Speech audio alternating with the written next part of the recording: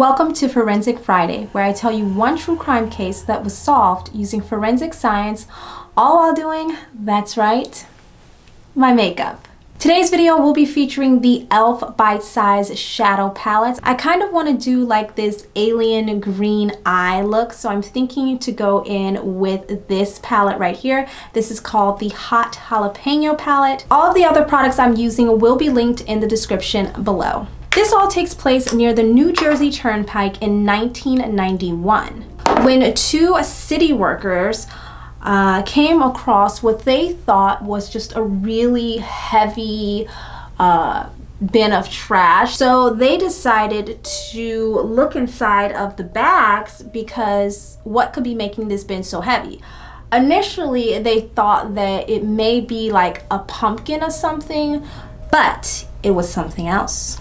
A full human head. Two men contacted authorities, and when the police arrived, they found even more bags full of body parts. The body had been severed into 7 pieces: 2 legs, 2 arms, the upper part of the torso, the lower part of the torso, and the head. Police also found ligature marks on the arms, which suggested he may have been tied or bound with something. Police found one bag that contained latex glove, a blood-stained sheet, a shower curtain, and a saw. The victim's wallet was also found in one of the bags. Whoever had done this, it didn't seem like they were trying to hide the victim's identity whatsoever. It was almost like they wanted people to know who it was. Whoever had done this, it didn't seem like they were trying to hide the victim's identity whatsoever. It was almost like they wanted people to know who it was. The victim was 56-year-old Thomas Mulcahy, an executive for an information company in Massachusetts.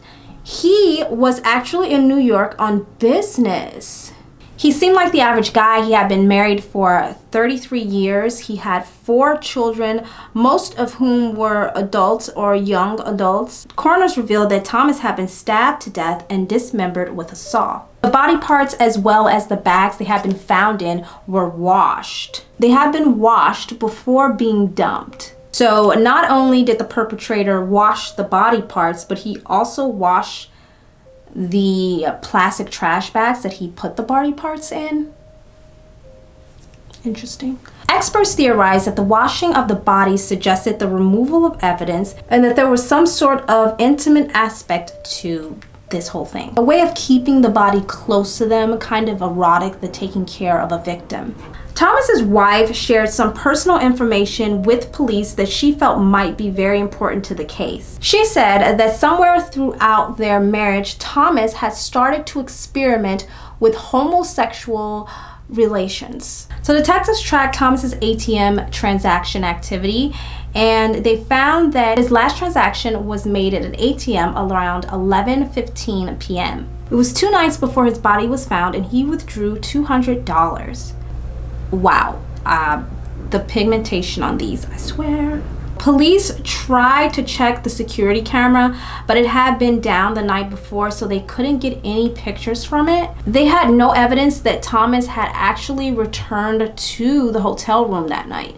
But then detectives got a lead that Thomas had been seen at an upscale gay bar. Coroners say his blood alcohol level was above the legal limit by far. So he was pretty intoxicated. Witnesses say he was talking to an unknown white male with brunette hair. None of the witnesses could confirm if they had actually left the bar together. Police had a sketch drawn up using the description from the witnesses that night, and they distributed it to the media, but unfortunately, they were unsuccessful. Police went back to look at the evidence found at the crime scene, and they found a clue. In one of the trash bags was the wrapper from the glove that was used to dismember Thomas. The latex glove had a price tag sticker on it that revealed where the gloves were purchased. It had been purchased at a CVS store in Staten Island. A year later, New Jersey police had another case resembling that of Thomas's. This time it was in Manchester Township. The body had been dismembered and disposed of in the same manner as Thomas's. The victim was identified as Anthony Marrero. He was a sex worker. He had a minor criminal record as a gay prostitute. Like Thomas's case, Anthony's body parts and the bags they were put in were washed.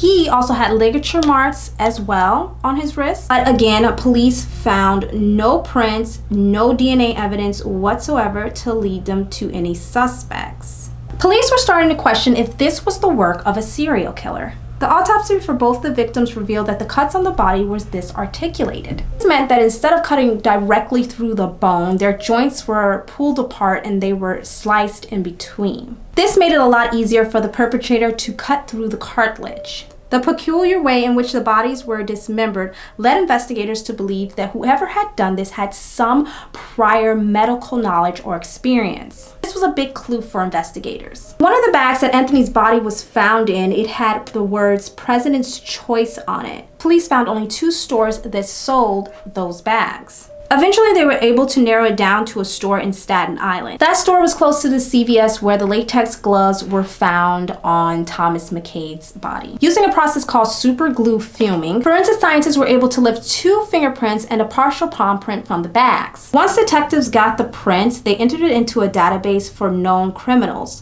but there was no match. Detectives still had no leads and were back at square one. 2 months later, another dismembered body is found. But this time, it's found 2 miles outside of New York City. After further investigation, police had no doubt that this was the work of a serial killer. The victim was Mike Sakar. He was a regular at the S Oak Bar. Now, this bar was an upscale bar. This bar also occasionally catered to the gay community. The bartender, her name was Lisa, told police that a white male had came into the bar and sat down next to Mike. She said she had never seen him before, but she assumed he knew Mike because of the way he just came in and sat down right next to him. I mean, why else would he sit next to him? She said she'd never seen him before, but after he sat down and ordered a scotch from her, that Mike introduced him as a nurse who worked at St. Vincent.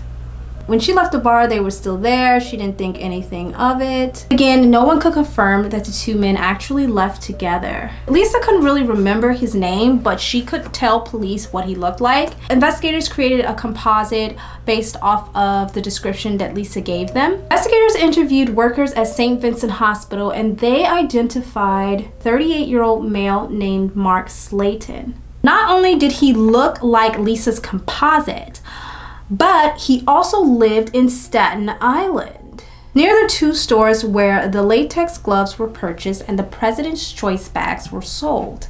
Police believe they had found their guy. Unfortunately, Mike Staten's prints did not match the prints found on the bags. As you can imagine, investigators were peeved. They were so frustrated. The lead detective on the case thought that perhaps the killer was not forthcoming about where he actually worked with his victims. So he enlisted his children to personally hand out paper flyers to all of the local hospitals. The flyers, however, did not generate any specific leads in the case. The case went cold. The murders also seemed to have stopped as well. 8 years later, investigators would finally get a break in the case when forensic scientists developed a new fingerprint technique. This technique was called the VMD, which stood for vacuum metal disposition. At the time, this technique was only being used with law enforcement in Toronto. Investigators immediately sent all the bags to Toronto's crime lab. Scientists in Toronto's lab exposed the bags to 10 milligrams, 50 cents worth of gold. That was then heated to 2,000 degrees Fahrenheit, which turns into a gas. This gold vapor creates a fume over the surface being tested. However, it is invisible to the naked eye. Then they add vaporized zinc into the chamber. It adheres to the gold, which locks all prints in place so that they can be photographed. The VMD test produced 16 prints from Thomas's case and 3 prints from Anthony Marrero's case. This time the prints were a lot more definitive. Investigators were ecstatic, so they re-entered the prints into the database for known criminals again. However, there was no matches. The lead detective had also sent hard copies of the prints to each state, since not all states had entered their prints into the nationwide database. The database for known criminals in Maine showed approximately 30 matches. Investigators in the Maine crime lab compared the hard copy prints of the 30 possible criminals. They found one that they thought was a match. They had their findings seconded by another print analyst. Prints belonged to a Richard Rogers. He was a former graduate student in languages at the University of Maine. When looking into Rogers, police found that he had actually been charged with killing his former college roommate. He killed him with a hammer in 1973 and wrapped the body in a plastic tent. Yeah, that sounds like him. He claimed that his roommate attacked him for, get this, gay sex. There's just sex. I think who you have it with depends on if it's gay or straight. I don't know. They ended up getting into a fight, a little scuffle, and he accidentally ended up killing the guy. He claimed self-defense and was acquitted. He eventually got a nursing degree and moved to New York. He was working as a surgical assistant. At Mount Sinai in New York City when the murders occurred. Police arrested Richard Rogers. Lisa, the bartender, identified him out of a lineup. She ID'd him as the man she had seen in the bar with Mark Sicaro that night. Richard's apartment was just a block away from the dump site.